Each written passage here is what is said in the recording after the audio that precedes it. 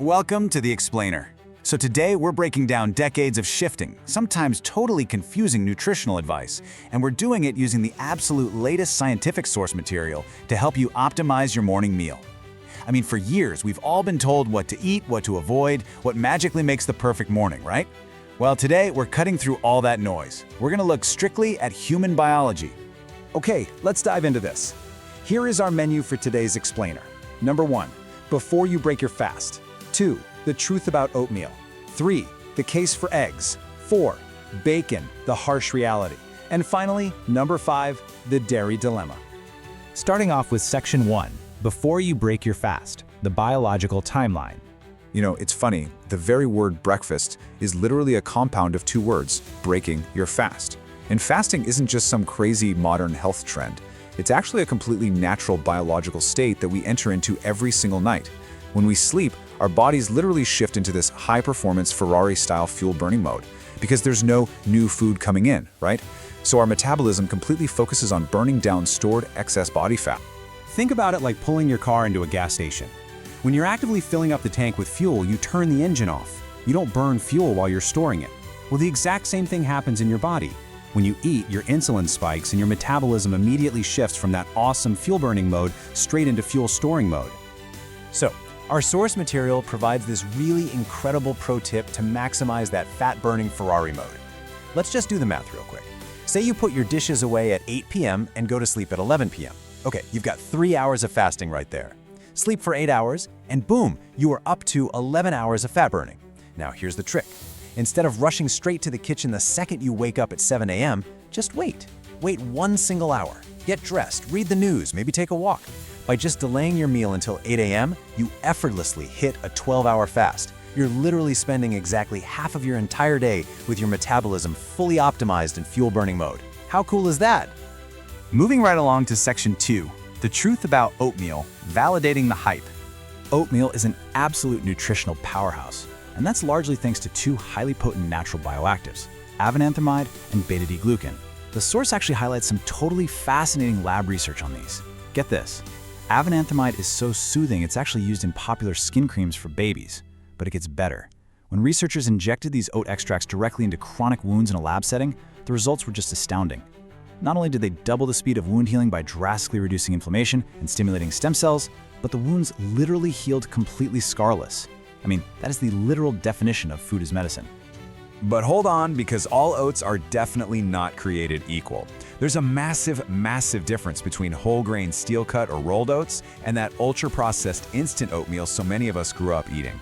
Instant oats are pre-cooked, heavily processed, loaded with added sugars, and they often come in plastic packaging that actually sheds dangerous microplastics right into your hot breakfast. Yeah, no thanks. So, skip the instant stuff. Instead, try this huge pro tip directly from our source. Cook steel-cut oats the night before. Add just a tiny pinch of salt, it brilliantly elevates the natural flavor, and then you just warm it up the next morning. Super easy. All right, section 3, the case for eggs, from villain to hero. Starting way back in the 1970s, one major question pretty much changed American breakfasts overnight. That question was, do eggs cause bad cholesterol and heart disease?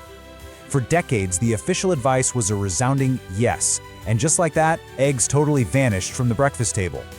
But our source totally demystifies this. Basically, those early studies pointed the finger at the absolute wrong culprit. Researchers were observing people eating eggs who eventually developed heart disease, sure, but they completely ignored the fact that those same people were eating their eggs right alongside heavy saturated fats. We're talking bacon, sausage, chicken fried steak, butter, the whole shebang. Today's science clearly shows that for most people, eggs actually do not raise bad cholesterol at all. In fact, eating eggs can actually raise your good cholesterol by up to 15%. Now, what's really interesting here is the incredible benefit eggs offer to our aging eyes. See, eggs contain these bioactives called lutein and zeaxanthin, and clinical studies show that eating just 1 single egg a day can raise your blood levels of these protective bioactives by up to 38% in older adults. That heavily guards against wet macular degeneration, which is actually the leading cause of vision loss for people over 60. So as a quick pro tip to keep those eggs healthy, try boiling them and adding a little dash of soy sauce for some umami. Or if you're a scrambled fan, use extra virgin olive oil instead of butter so you get a nice healthy dose of polyphenols. Which brings us to section 4, Bacon, the harsh reality. I'm going to give it to you straight here. The source reports a pretty striking statistic from a massive study of nearly 500,000 people. Eating just 20 grams of processed meat regularly, and for context, that's roughly equivalent to just 2 little slices of bacon, increases your risk of developing colon cancer by 18%. So let's just neutrally break down exactly why this biological cost is so incredibly high. First off, bacon is about 40% saturated fat. Second, those heavy curing salts actively draw excess liquid straight into your blood vessels, which causes hypertension. The source explains it like this. Healthy blood vessels have this super slick inner lining, almost like a freshly smoothed ice skating rink. High salt essentially chops up that ice. It damages the lining and physically stuns the stem cells that are trying to repair it. On top of that, processed meats are officially classified as a Class 1 carcinogen by the World Health Organization. And finally, the very act of frying bacon creates those dark, crispy edges that are just loaded with PAHs and HCAs, which are chemicals actually known to spark cancer development. Now look, if you are absolutely unwilling to give up bacon every now and then, the source does offer some actionable harm reduction strategies. First, cook your bacon to a lighter color. That reduces the formation of those chemical carcinogens. And, incredibly, if you actually fry your bacon in a little bit of extra virgin olive oil, the oil's polyphenols will literally neutralize some of those carcinogens right during the cooking process. Pretty fascinating. And finally, Section 5, the dairy dilemma, a double-edged sword. So on the positive side, our source highlights a major Dutch study showing that older adults who drank milk were up to 39% less likely to develop high blood pressure over a 2-year period. Milk really does have legitimate benefits, including calcium, added vitamin D, and, surprisingly, that suppressive effect on hypertension. But here's where we hit a bit of a snag. It's all about how dairy interacts with your morning coffee. See, coffee is absolutely packed with a bioactive called chlorogenic acid, which slows cellular aging and supports your metabolism. But when you pour dairy milk or cream into that coffee, the dairy fats actually form these tiny microscopic soap bubbles called micelles. And these bubbles literally trap the coffee's bioactives. They just tumble right through your gut, totally preventing your body from absorbing them. So the crucial point is, if you really want the amazing health benefits of coffee, you got to use oat or soy milk instead, because those plant milks don't form those little bubbles. And finally, let's talk about yogurt. The source is crystal clear on this one. You absolutely must choose whole yogurt over low-fat yogurt.